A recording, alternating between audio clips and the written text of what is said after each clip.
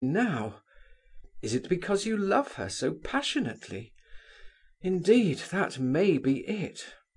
I have heard that there are women who want just that kind of love. But still—" The prince paused reflectively. "What are you grinning at my father's portrait again for?" asked Rogojin suddenly. He was carefully observing every change in the expression of the prince's face. "I smiled because the idea came into my head that if it were not for this unhappy passion of yours, you might have, and would have, become just such a man as your father, and that very quickly too.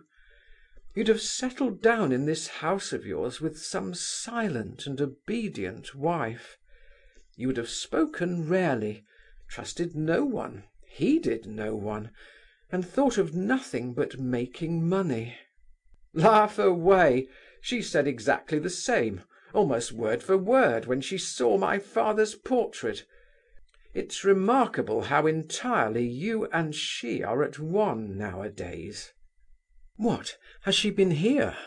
asked the prince with curiosity. "Yes. She looked long at the portrait and asked all about my father.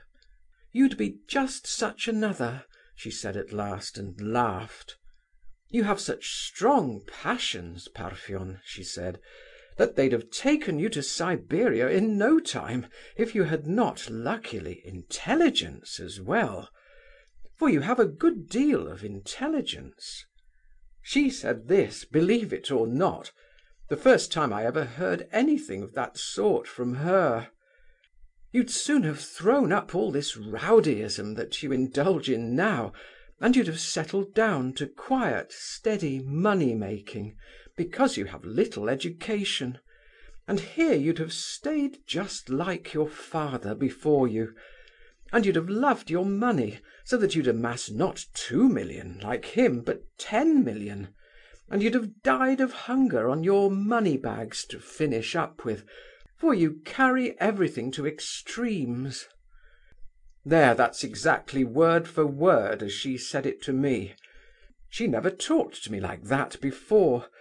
She always talks nonsense and laughs when she's with me. We went all over this old house together. 'I shall change all this,' I said, 'or else I'll buy a new house for the wedding.' 'No, no,' she said. 'Don't touch anything. Leave it all as it is. I shall live with your mother when I marry you.' I took her to see my mother, and she was as respectful and kind as though she were her own daughter. Mother has been almost demented ever since father died. She's an old woman. She sits and bows from her chair to everyone she sees. If you left her alone and didn't feed her for 3 days, I don't believe she would notice it. Well, I took her hand and I said, 'Give your blessing to this lady, mother. She's going to be my wife.' So Nastasia kissed mother's hand with great feeling. 'She must have suffered terribly, hasn't she?' she said. She saw this book lying here before me. 'What, have you begun to read Russian history?' she asked. She told me once in Moscow, you know, that I had better get Solovieff's Russian history and read it, because I knew nothing. 'That's good,' she said. 'You go on like that, reading books. I'll make you a list myself of the books you ought to read first, shall I?' She had never once spoken to me like this before. It was the first time I felt I could breathe before her like a living creature. 'I'm very, very glad to hear of this, Parfen,' said the prince with real feeling. 'Who knows? Maybe God will yet bring you near to one another.' 'Never, never!' cried Rogojin excitedly. 'Look here, Parfen, if you love her so much, surely you must be anxious to earn her respect, and if you do so wish, surely you may hope to. I said just now that I considered it extraordinary that she could still be ready to marry you. Well, though I cannot yet understand it, I feel sure she must have some good reason, or she wouldn't do it. She is sure of your love, but besides that, she must attribute something else to you, some good qualities, otherwise the thing would not be. What you have just said confirms my words. You say yourself that she found it possible to speak to you quite differently from her usual manner. You are suspicious, you know, and jealous. Therefore, when anything annoying happens to you, you exaggerate its significance.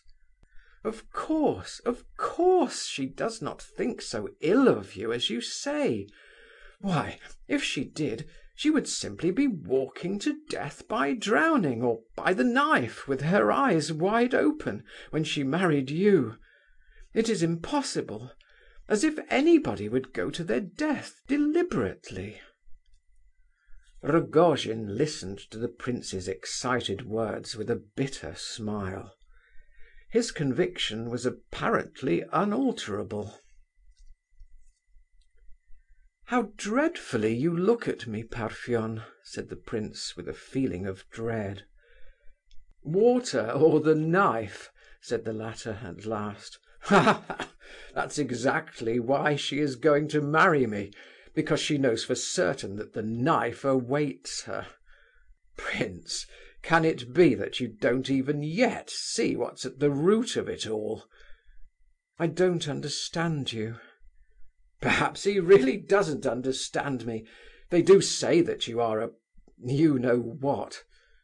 She loves another. There, you can understand that much. Just as I love her, exactly so she loves another man. And that other man is, do you know who? It's you. There, you didn't know that, eh?" "I? You! She has loved you ever since that day, her birthday. Only she thinks she cannot marry you, because it would be the ruin of you. 'Everybody knows what sort of a woman I am,' she says. She told me all this herself, to my very face. She's afraid of disgracing and ruining you, she says. But it doesn't matter about me. She can marry me all right. Notice how much consideration she shows for me." "But why did she run away to me, and then again from me to—" "From you to me? Ha, ha! That's nothing. Why, she always acts as though she were in a delirium nowadays. Either she says, 'Come on, I'll marry you, let's have the wedding quickly,' and fixes the day, and seems in a hurry for it, and when it begins to come near she feels frightened. Or else some other idea gets into her head. Goodness knows, you've seen her, you know how she goes on, laughing and crying and raving. There's nothing extraordinary about her having run away from you. She ran away because she found out how dearly she loved you. She could not bear to be near you. You said just now that I had found her at Moscow, when she ran away from you. I didn't do anything of the sort. She came to me herself, straight from you. 'Name the day, I'm ready,' she said. 'Let's have some champagne and go and hear the gypsies sing.' I tell you she'd have thrown herself into the water long ago if it were not for me. She doesn't do it because I am, perhaps, even more dreadful to her than the water. She's marrying me out of spite. If she marries me, I tell you, it will be for spite." "But how can you—" began the prince, gazing with dread and horror at Rogojin. "Why don't you finish your sentence? Shall I tell you what you were thinking to yourself just then? You were thinking, 'How can she marry him after this? How can it possibly be permitted?' Oh, I know what you were thinking about." "I didn't come here for that purpose, Parfen. That was not in my mind." "That may be. Perhaps you didn't come with the idea, but the idea is certainly there now. Ha, ha, ha! Well, that's enough. What are you upset about?